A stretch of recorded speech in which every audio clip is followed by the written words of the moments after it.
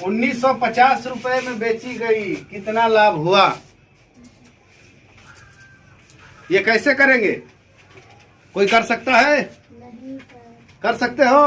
नहीं सर। एक साइकिल 1800 रुपए में खरीदी गई तथा 1950 रुपए में बेची गई, कितना लाभ हुआ? तो जानते हो, जिस वस्तु को, जैसे मान लो ये किताब को हम खरीदे, ठीक है, इस किताब को, इस किताब को हम खरीदे, उस वस्तु को क्या बोलते हैं? क्रय मूल्य। यानी हम जब खरीदे गए कोई सामान, है ना, तो उसको क्या बोलते हैं? क्रय मूल्य। अब विक्रय मूल्य किसे कहते हैं?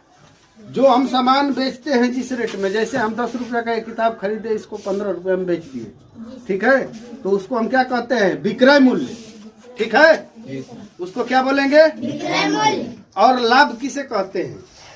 लाभ का मतलब होता है प्रॉफिट। इंग्लिश में इसे क्या कहते हैं? प्रॉफिट।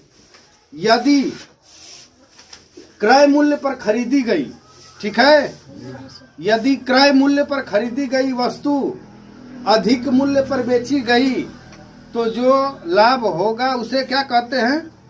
लाभ कहते हैं, ठीक है। जैसे मान लो 10 रुपए की किताब खरीदे, 15 में हम बेच दिए, तो यानी हमको 5 रुपए का लाभ हुआ कि नहीं? बताओ, उसी को लाभ कहते हैं। जैसे ये चाक हम 1 रुपया में खरीदे, ठीक है, अगर उसको 2 रुपया में बेच देते हैं तो बताओ हमें कितना का लाभ हो जाएगा? तो उसी को लाभ कहते हैं। यानी हमने 1 रुपये में खरीदा और 2 रुपया में बेचा, उसको क्या बोलेंगे? लाभ। क्रय मूल्य किसे कहते हैं? जो मूल्य पर हम खरीदते हैं सामान, ठीक है, कोई भी वस्तु हम खरीदते हैं उसे हम क्या कहेंगे? क्रय मूल्य। और विक्रय मूल्य किसे कहते हैं? जो हम बेचते हैं, जो मूल्य पर बेचते हैं उसे हम विक्रय मूल्य कहते हैं, ठीक है। और लाभ किसे कहते हैं? जो क्रय मूल्य, है ना, जो क्रय मूल्य पर खरीदी गई वस्तु, ठीक है, जैसे हम 10 रुपए का चीज खरीदे और उसको हम 15 में बेच दिए, तो जो 5 रुपए का हुआ लाभ उसे हम लाभ कहते हैं, ठीक है। जो 5 रुपए का प्रॉफिट हुआ उसे हम क्या कहते हैं? लाभ। इंग्लिश में इसे प्रॉफिट कहते हैं, ठीक है। इस सवाल में भी वैसे ही है, ठीक है। दिया है कि एक साइकिल का 1800 रुपए में खरीदी गई। एक साइकिल कितने रुपए में खरीदी गई? 1800 रुपए में, तथा बेची कितने में गई? 1950, ठीक है।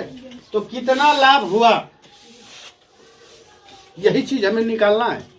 भाई 1800 में खरीदे, 1950 का बेचे, तो लाभ तो हुआ ही है, लेकिन कितना हुआ इसको हम कैसे निकालेंगे? तो सबसे पहले हम लिखेंगे क्रय मूल्य, ठीक है। क्रय मूल्य सबसे पहले क्या लिखेंगे? बोलते रहो, क्रय मूल्य कितना है? 1800, ठीक है। विक्रय मूल्य फिर लिखेंगे भैया, है ना, विक्रय मूल्य, है ना। विक्रय मूल्य कितना है? 1950, 1950, है ना। तो वही ना पूछ रहा है कि कितना लाभ होगा भाई, है ना। तो क्रय मूल्य कितना है? 1800। विक्रय मूल्य कितना है? 1950। तो लाभ कितना? हमें तो लाभ निकालना है ना, हाँ? तो हम लाभ निकाल लेंगे। लाभ बराबर विक्रय मूल्य, ठीक है। लाभ बराबर विक्रय मूल्य माइनस क्रय मूल्य।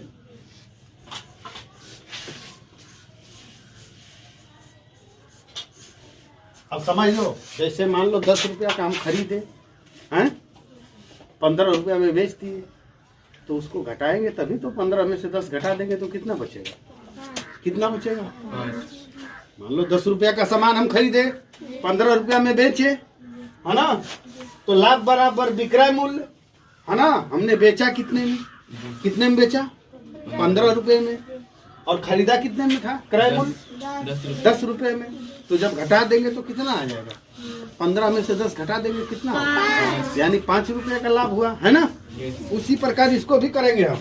ठीक है, तो लिखेंगे रुपया बराबर कोष्टक बंद कर ले हो, कितना है, कितने में बेचे हो, 1950 1950 माइनस खरीदे कितने में थे, 1800 है ना। यानी हम बेचे कितने में है, विक्रय मूल्य कितना है 1950 और क्रय मूल्य यानी खरीदे कितने में है 1800। ठीक है, तो 1950 में से 1800 घटा देंगे, कितना बचेगा, 150। तो कितना लिखेंगे यहाँ, रुपया बराबर 150 है ना। तो कुल कितने का लाभ हुआ, 150। कुल रुपया लाभ बराबर 150 लाभ हुआ है ना।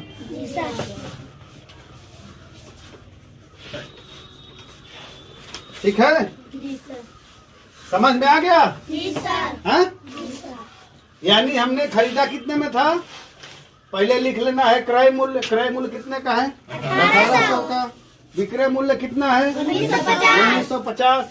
तो लाभ बराबर, हमको लाभे तो पता करना है कि लाभ कितना हुआ, फायदा हमको कितना हुआ।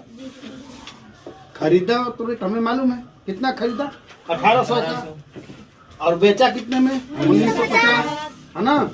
तो क्रय लाभ हमें पता करना है ना। और बाकी तो हमें पता है ना, खरीदा कितने में थे, बेचे कितने में थे, ये तो पते है हमको, यहाँ लिखा भी है। खरीदा रेट कितना है 1800 का, बेचा हुआ रेट 1950 है ना। तो अब हमें लाभे बस निकालना है ना।